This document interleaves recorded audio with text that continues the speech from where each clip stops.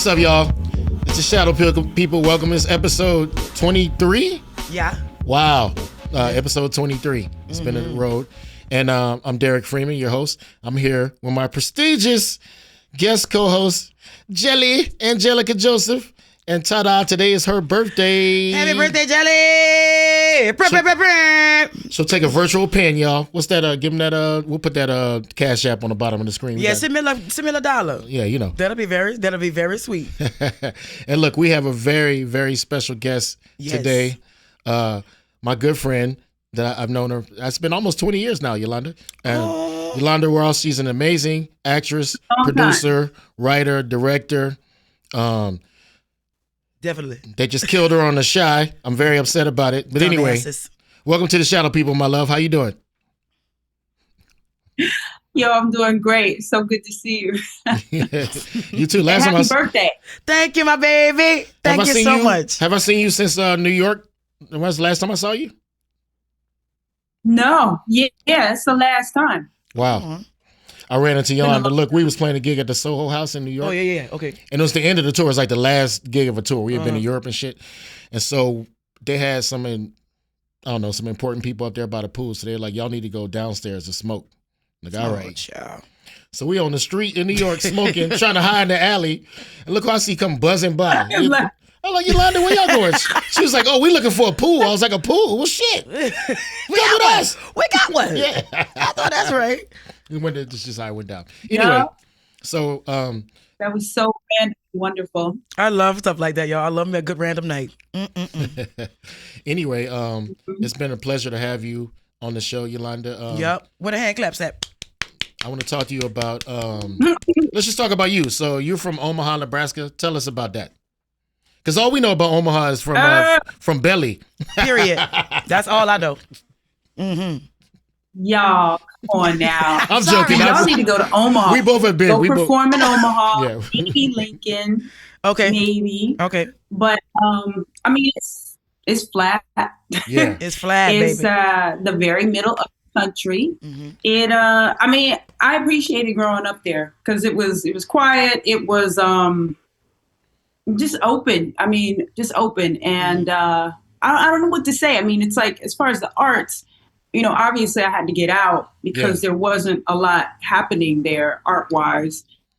And that's why I moved to New York. But as far as like, you know, school and just the way we grew up, I appreciate it. Yeah. It was a quiet. I was just about to ask you that, like, did it still have at least a piece of your upbringing, you know, because I know because you're such an amazing performer. So I'm pretty sure it's a little Omaha in there, right? That kind of helped with making you so amazing. You know what I mean? I appreciate that. I mean, I think it's the quietness that you see or the stillness that you see in characters that I do. Yeah. I think that might be from my upbringing there.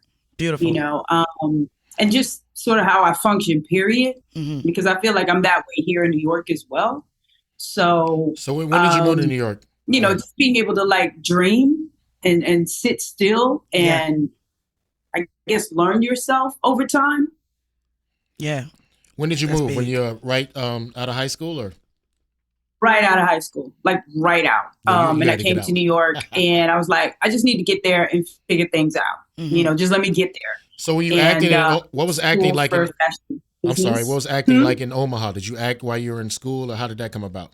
I didn't act until later in life. Right. Like I went to school for fashion business, so it wasn't even like I came here to act, or even that I thought about acting. You know, it was like I said, I need to get there and figure things out. So I knew of fashion and I knew of like interior design, and at that time, interior design wasn't really looked at as a job as well. Like we didn't have the HGTVs and all that kind of stuff going on. So I decided to go into fashion, and it was fashion business, not design. So, you know, I was learning jobs like buying, like merchandising, doing windows, all kinds of other things, other fields in the fashion industry, while making clothes on the side for people to make extra money while I was in school.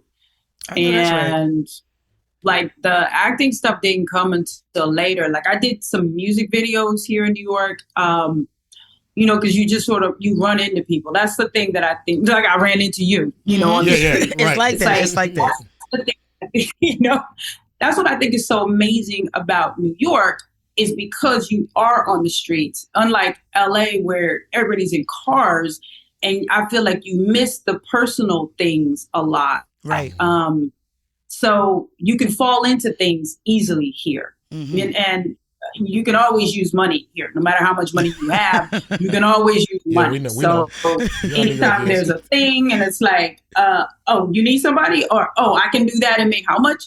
We're going to be there. You know what I mean? So, and that's how I literally got into acting was I was working in a store in Soho, and this girl I worked with, she did background work for SNL, and I didn't even know that. But one day she got sick, and she was like, I got to call in because I can't do, you know, Saturday Night Live this weekend. I was like, what? You know?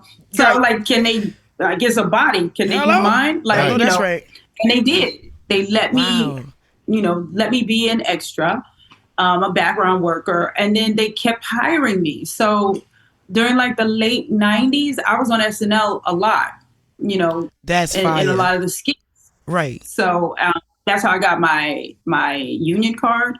That's how I got an agent. And then my first audition was New York Undercover. Wow. So that's what? I used to love me some New York Undercover, y'all. That was one of my favorite shows. Right. Ugh. They killed the main character. And we didn't all have messed a lot it up of for shows me. then. Right, so exactly. That was a whole thing. That's now, beautiful. you know, it's funny to me because, I mean, we're the same age. I think I'm 2 months older than you, which is crazy. But sometimes on some of these shows, especially on The Shot, they make you look so old. I'm like, why you always a grandma? I'm like, because she's a. like, I'll get it for the show. We not that old. I know. I don't like that. I think she looks old. I don't think so either. I think she looks beautiful. Than me, right?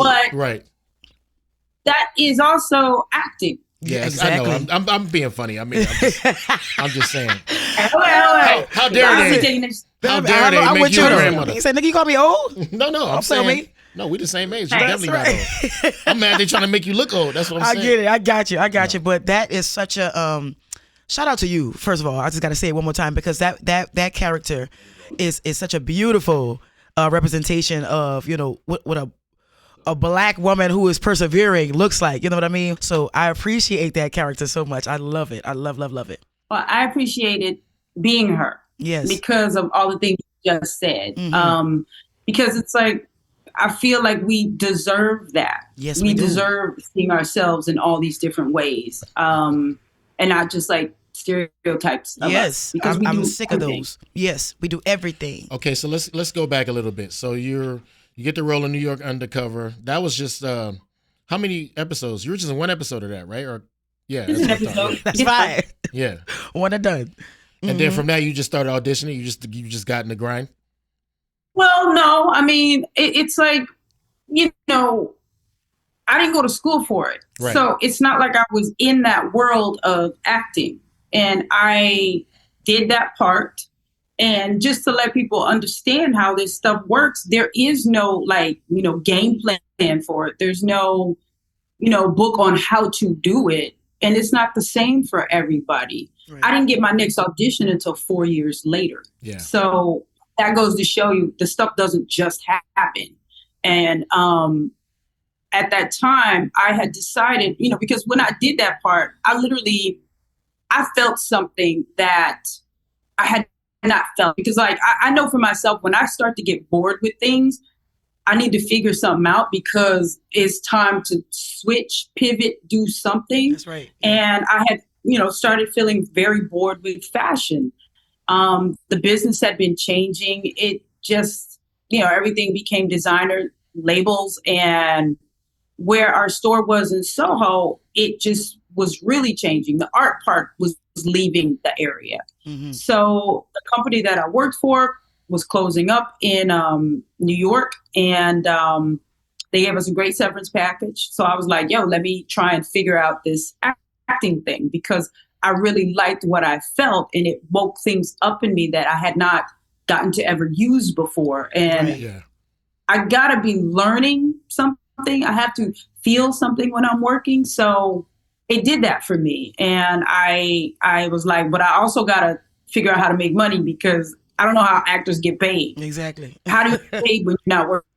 Right. You don't. You don't. You know? So I learned how to bartend, and I did that in a place near where I lived for like, it literally was just like a year or so. And then I got like 4 years. Well, it was a switch in time. So it was like 4 years later when I decided to do this, and when the company closed, and it was like a year into bartending, and then I got Stranger Inside, which was an HBO film. Nice. And then that really cemented everything. It cemented everything sort of, because it came out in 2001, and then in June, and then 9/11 happened in September. So it blew up what was starting for me all at the same time. Right. So it was like starting kind of all over again, definitely, even after you start in a film. But that did happen. After that was like which has to be Antwone so crazy Fisher, because people probably which has to be so crazy because here you are at this pivotal moment, and then now you got to go work at the grocery store. You know what I mean? It's like that's so crazy to me. People have seen you on TV, and now all of a sudden they seeing you, be them, and so they're like, well, I didn't go backwards. I didn't go backwards after that point. I know that's because I mean, not saying it. Sometimes you have to. Yeah, but you didn't have to. Right. For me, mentally, I know I can't split my thoughts. I can't put 100% into something when I'm doing other things. So I'm going to have to just figure it out somehow, because I have to be creating in some way. And like I said, after the movie, that was it for me. Right. So Antwone Fisher was your first feature, right? The first feature film you were in. And who directed that movie? Which was huge. Cheryl Dunye. Okay.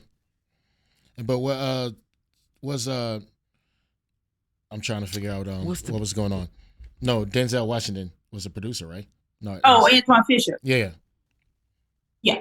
Sorry. Did I not hear you? I might not have heard you. Yeah, who directed Antwone Fisher was my question, yeah.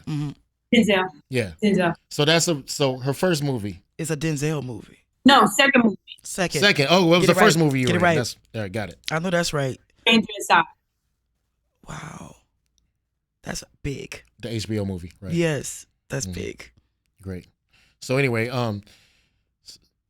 so big, huge movie, Antwone Fisher, obviously, to come out working with Denzel, and you were young in the industry. So how was that? How was he to you? I mean, because Oh, he was great. I mean, that was his first, film that he directed.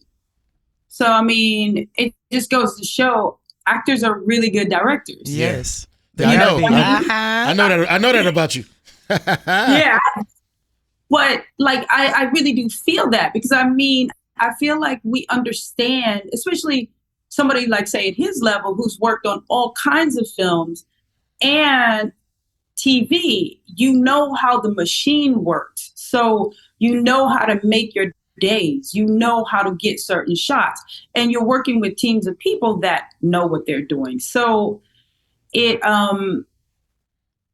like it's just an easier thing, and you understand how actors work.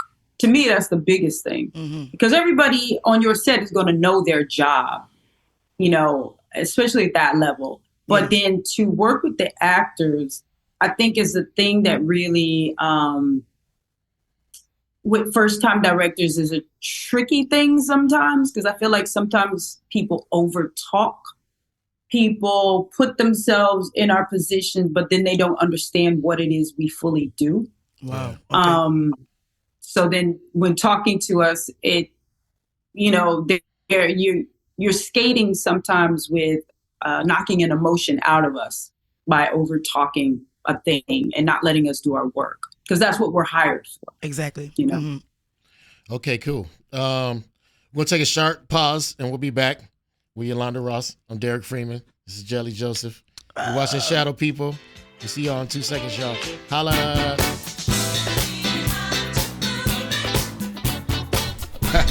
We're back with Miss Yolanda Ross. And we're back. Anyway, so we were talking about, just looking at your credits, you've worked with, it's like almost an actor's dream. It's funny that you didn't start out as this being your dream, because like it's somebody who grew up wanting to do that. you want to be an actor? Yeah, you end up working. You end up working with all the people, that it's like a dream career you've had almost up to this point, between Angela Bassett and Denzel and David Mamet. I forgot you were in that Phil Spector movie. I watched it and I was like, I forgot Yolanda was in that movie. Yeah. And you've been in all these big features and stuff and had some great parts. It's just, it feels like a blessing to me. And I just wonder what, like you said, so being that you worked with all these famous directors, you still think that actors make better directors than all directors, or just it varies? What's your opinions on that? I think we do. Yeah. Now I do think there are some really great directors, definitely, but I do feel like actors are some of them, because I just, if you can have somebody that really understands actors and how to let them do their thing, but then also has an artistic eye for shots, there you go. Like, I think that's amazing. So, it depends on what the movie is, really, because different movies ask for different things, different techniques. Right.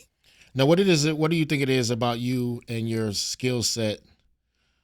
I'm trying to figure out how I'm going to put this, but like you haven't been in like a lot of hood movies, and it feels like most black actresses your age, they had a whole hood movie phase before they allowed them to be in real shit. But the first shit you were in was boom. Yeah, you were like automatically in like high quality things. Even like when I met you, you were in Treme. It was like, it's a very difficult show to be in, and the quality of acting in that show was like top at tier, an extremely high level. So I'm just wondering what was. Yeah. How did you navigate that, or was it just coincidence, or because it was the circles you were in? I don't think it's coincidence. I think, or what I feel anyway, is whatever people get from me, because you can look at the things I've been in, but to say early on, I hadn't been in a lot. Right. But I think there is maybe something about me that then doesn't read that. Because I feel like if need be, I could totally do that. Yeah. But the universe has kept me from doing them. Yeah. Yeah. And do you think that's because it's like I played a lot of different parts, a lot of different kinds, and and you're right, they haven't been those. Right. And I know gut works a lot for me as well, as far as the feeling of things, because it's like you can audition, you're an actor. So you audition for what comes. And it's like, even if something is not well written, there's some things I've said no to, just no, I'm not going to bother with that because I know it's not me. Right. But for the most part, I think we as actors, we will work it so it is us, because that's our job. Yep. But for what you get and don't get, that's a certain thing. So I don't feel like there's anything that I did not get that I went up for that I needed. Yeah. Gotcha. You know what I mean? If I didn't get it. Yeah. So another question I have. So, you've obviously worked a lot in Chicago, New York, Atlanta, New Orleans. You did a feature film, your first film. You filmed it in New Orleans. I know this because I'm in the movie. Really? It's for Breaking Night. She directed it. Oh, yeah. I'm wondering. You're the director. I said that's what I'm saying. So I was wondering. Oh, I didn't hear that part. Yeah, she was the main character also, but she directed and wrote the film. That's amazing. But I'm wondering, was it just because of circumstance and timeliness that you filmed it in New Orleans, or what was it about this city that made you want to film that movie here, as opposed to filming it, in New York City or wherever? Mm-hmm. Well, it's definitely not a New York movie, I don't feel. Mm-hmm. And I mean, I fell in love with New Orleans. So most people do. There's that. Yeah, I mean, it was so not knowing a lot about the city for real outside of the things that you hear about it. Being there and working down there and then making friends with people, learning the place, learning the history and the culture. It was like, yeah, right. yeah, let's make No-brainer. this happen, So it was all of those things. And then, to make it, and you're trying to think economically. So, because you're producing the thing as well. So, yeah, if I'm working on Treme, let me shoot it down there because I already have these things in play. I'm already here. So I don't have to, fly down and do all this, put myself, like all these things that you have to pay for if you're coming from out of town. That was my thought. And then getting a producer from down there. But then all of that didn't work out in the beginning because it was like none of it worked out. It's like a person that I was like, I had met, didn't really produce. And it's like, I had more more in the game than he did. So it was like, I was still handling everything. Exactly. And then, come to find out I wasn't in that next season of Treme. I get down there and it's like, oh yeah, they decided to go another way. And I'm like, what? I was pinned. I was blah, blah, blah. Yeah. So I was like, oh my gosh. Now I got to figure all this stuff out from New York. What I learned was y'all do not work well by telephone. Like you got to be in people's faces in person. Mm-hmm. It's like you can't say, okay, we're doing this, da da da da da da da da da da da. You get down there and nobody's done anything. And it's like, yeah, but y'all sit like, yeah. So it was a nightmare. It's a different place. The first. It was a nightmare. Uh-huh. I'm ashamed. So I got down there and it's like I literally had to early on because we were supposed to shoot earlier than what what we did. Uh-huh. And it just got to like thing after thing was not working, was not somebody's house we were supposed to be renting. Dude wasn't even there. It's like that location. Like what? Yo, it was ridiculous. Isn't it? Big time. Yo, it was so crazy. I was like, okay, we got to. Oh man. I'm gonna cut it now. Cut it. We got to regroup and start over again. Mm-hmm. So that's when I got Sasha, who was who did produce it from down there. She's still got down here great producing DP. Stuff. Yeah. Justin. And that to me is still my favorite like piece of work because it was so magical to me. Those 4 days were magical to me. And what we ended up with, I think, is a beautiful, beautiful short music film. Yeah, I really do. Mm-hmm. And then for it to go on to be on like MTV and VH1. So it's on these music channels. And it's funny, the woman who got it on there is with Paramount.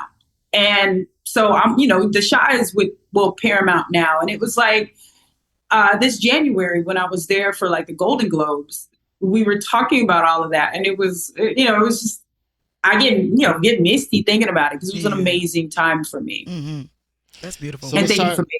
Of course. No, thank you for having me. Love you.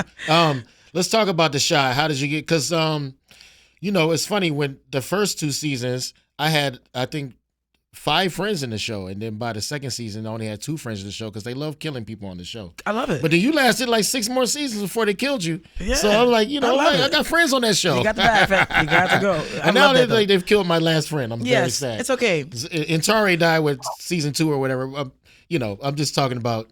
But how did that come about? How'd you get in the shot? Because you weren't in Chicago, right? You knew? No. I mean, I don't think any of us were. Right. Like most of the cast is not from Chicago. Uh-huh. The guest stars are mostly are from there. Maybe don't live there now, but kind of like Treme was. Same thing. What's that? Treme was that same way. Where like most of the guest stars are from New Orleans, but the main people were except for Wendell. Yep. Yep. That how they do. Yeah. But in this case, it was just like with anything, an audition. It came up. Now, did you know Lena? Did you know Lena before? I'm sorry to interrupt. Did you know her before? Okay, just wondering. Okay. No, I tend to not. I mean, I feel like a lot of times I might not know who's making the thing, but I will know somebody on the production. Right. Gotcha. And honestly, it's the relationships that, to me, is how I get jobs. Yeah. You know, I have a great resume, but we know in this business, a lot of that doesn't even matter. Right. You know, it's other things. It's So the who you know. This case, I auditioned and didn't hear anything, because I mean, this was one of 2 jobs that year that I was like, I really want, because it's really good, it's written well, da da da da da. And you know, after a while, when you just don't hear anything, you let it go, because otherwise you'll go crazy. And then it was like at the end of the year, I was home with my parents for Christmas, and then I get a call about, you know, going to network with this thing, and I was like, going to network? What? You know, what? You know, and then I read it, and I was like, didn't I audition for this already? Because I knew the words. I already knew it, because, you know, you already work on the audition. So you remember the stuff. And sure enough, it was The Chi. And they had literally shot a pilot, scrapped the whole thing, and then were recasting the whole thing to do it over. And I was part of the redo. And, you know, and Entirety was too. Right. So, yeah, well, I mean, it was pretty amazing to get it, and you know, and to bring her to life all these years, and to have her live through me all these years, and then the relationships that I made with castmates that you know, I know will be like lifelong friendships. So it's great. Beautiful. That's amazing. Okay, what's next for you? Also, did you know? Did you know that you were gonna die? Because I feel was like just about to. Boy, you took it out of my mouth, because I wanted to say it so bad. Did they tell you was gonna die? No, they didn't tell her. I bet they did. That's how they do. Ooh, I'm pissed. Oh yeah. Ooh. But you squeeze 6 seasons out of them, 7 seasons. You know you got what you. Yeah. But see, I never understand things like that though, because her character to me was so important to the story. But that's what they want. They want to get you, girl, invested in somebody. Then they, you know. Yeah, and then the Stringer Bell effect. You know. Yeah, it's unfair. Yeah, it's unfair. The Stringer Bell effect. I like that. Yeah, you know. Like, no, they're definitely not gonna kill him. I mean, why would they? Come on, we need him. Right. Child. So you did not know that at all. So when it came down time for this to happen, like how did you feel, or was it easy for you to just? Okay, well, of course it was, because you're an actor, but how did you feel about having to leave like that, the way that you left? You know, how does it feel to? I was about to say how did it feel to die, but no. Yeah, that's a weird question. But you know what I mean, like to have to act out this moment where you know that this is going to be your last time on this show. You know. I mean, in the moment, it's kind of like you're working. Yes. You're working. Okay. You know, I don't feel like. Yeah, it's funny because I don't feel like the ending part was the part that was emotional. I would say probably the first, like when I told, you know, when Jada told Darnell about it. I know. And then at the party, you know, I would feel, I felt like those scenes were more emotional because you're seeing other people go through it. It's the other people that then affect you. And also your real emotions from like leaving the cast behind and all that was part of it, I'm sure too. Yeah. It's the watching Jacob, who's played my son for years, like break down and not be able to say the dialogue. It's that makes you feel a way. It's not that your character is dying or that you're going to have to play that out because that's part of the work. But I would say that part of it affected me later after the thing. And, while doing the thing, it's just like, okay, I'm done. I got to clean out this apartment. I got to do this. I got to do that. I got to do that.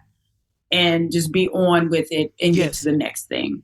Because you then have like a whole lag time while they're editing the show before it even comes out. Right. So you're living, you're doing stuff, you're figuring out how to get back into your life. I hadn't even spent that much time in my own house. So that was a weird thing for me to be back home in a home that I really hadn't been in that much. Because, you know, when we're filming, we stay there. Yes. Right. You know, we stay in Chicago. And I don't think it hit me until like just this month. We were at Martha's Vineyard African American Film Festival. And the day before it opened on the 31st,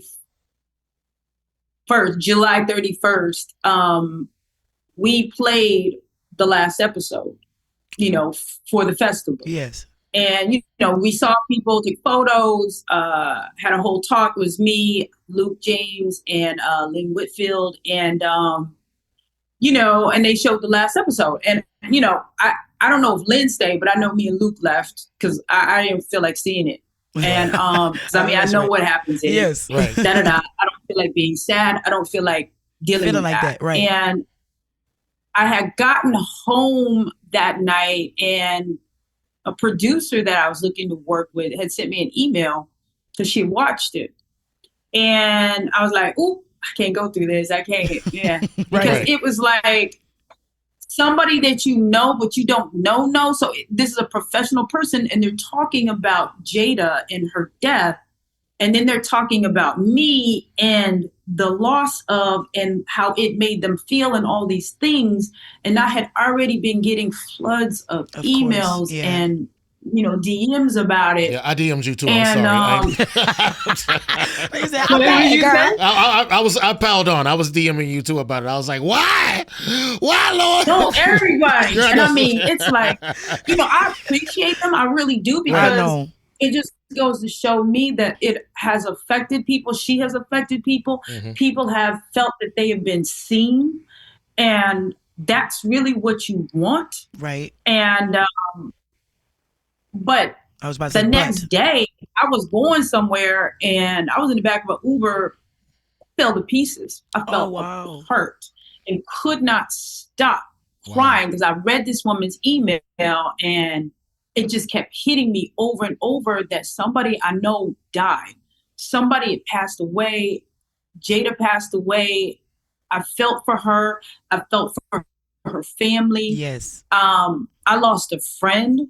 And then ultimately, I lost a part of me because I was hurt all these years. So it was a weird thing. And I grieved her. So that was very real. Wow. Very real. Because, I mean, it's not like you go there and you just play. I don't play when I go to work. No, that's very insightful. Because that's something we always, I'm glad, that's something I always want to ask an actor about that, because it's, you feel that, you know, we always wonder about that. Exactly. That's why I had to ask. I was like, what it feel like? You know, because it's so, I mean, that's probably a big thing that probably all actors want to have a role to where they can express that part of it, you know, like that sincerity, and, you know, that, I don't know, just the realness of it, because it becomes a real thing, you know, and people associate you with that. Right. So I'm like, you know, I can see, all I see is Jada right now, but, you know, but I get it. Like, you a real damn person, and you had to grieve that just as well as everybody else did. So, you know, it's just crazy, girl. I'm like, girl, this really hurt. I want to ask you, just pivoting a little bit, I want to ask you about Go for Sisters and that project, and what it was like being involved in that. And then y'all got so much critical acclaim off of that too. You know, I know you weren't expecting that going in, but I'm just, how was that experience? How'd you get involved in that? Same thing? You knew somebody that knew somebody? Kind of, yeah. Because no, literally, somebody that I worked with up at Sundance, because I've done the labs a lot of times, and this woman up there is friends with John Sayles, and, you know, she knew he was doing this movie, and this was actually another movie that Lisa Gay Hamilton did years before, and I went in for this part, and you know, he thought I was too young for it. And so I was like, okay, I didn't get it. But then it was like, it's probably like 3 years later And then he sends me a script, and I'm looking at Fontaine. I'm like, okay, she's here. Okay, that's good. Let me just go to the end. Is she still alive? Right. Because it's like, I'm not gonna read all this script right now, but it's a two-hander. It's me and Lisa Gay, and it's like, beautiful. Wow, we are the movie. Mm-hmm. And then all these amazing people that come in, and throughout the film, and so and just getting to work with John Sells, because he is who he is. He's like indie king. Yes. And so I appreciated it. And that's how that happened. That's how that happened. That's great. And what's next for you? Now that The Chi is... I got some stuff happening. You're not coming back as a ghost or nothing on The Chi, right? Shit. You done. Wait, you know I thought about that. I'm about to say that'd be fire. Now, that's sitting in the corner looking at Darnell or something. Right, exactly. You never know with The Chi. You just never know. I love that. But for me, I am focusing. I'm focusing on directing. Yeah. Not that I don't want to act, because everything that I write, I plan on doing something in it. Mm-hmm. And there's things that I've got to get made. And now that I have time, it's getting them, to fruition, getting them done so that the people can see them and feel them. Because I know I have my own voice as a writer, as a director. And I need to get those projects out. And I'm also, focusing on art. Like, I'm doing photography stuff now as well. I'm getting ready to do something with the Brooklyn Museum here in New York. Oh, I love that museum. This weekend. Wow. In October. What's that? I said I love that museum. I was there when they had the Michelle and Barack paintings a few years back. Yeah, it was awesome. Oh, yeah. Awesome. Yeah. Check it out. Yeah, it was nice. Anyway. In October, they're going to have the Seydou Keita exhibit. So I'm going to be doing portraits of people in that vein, and, mixing them with things that I do, which I like to focus on plant life right now. And that's one of the things I like to do. So I'm going to see what I might end up doing with that, because I'm selling my tote bags at the Smithsonian, and I want to sell these, possibly put something together for the exhibit in October with his photos. That's awesome. Congratulations, girl. And thank you for doing that, because we want to make sure that we keep the museums, relevant and historically factual. I know. Factual is the key. Right. I'm sick of it. Yeah. Don't give me. We're not. It's not that type of podcast. We just. We're not gonna do it. We're not gonna do it. We're not gonna do it. Yeah. Oh yeah. Slavery was fun. Yeah. Anyway, all right. Yolanda, sending you so much love. Thank you for doing this. We love you. And I'm such a fan. And thank y'all. Thank y'all. And come see us soon. We miss you down here, girl. Come on now.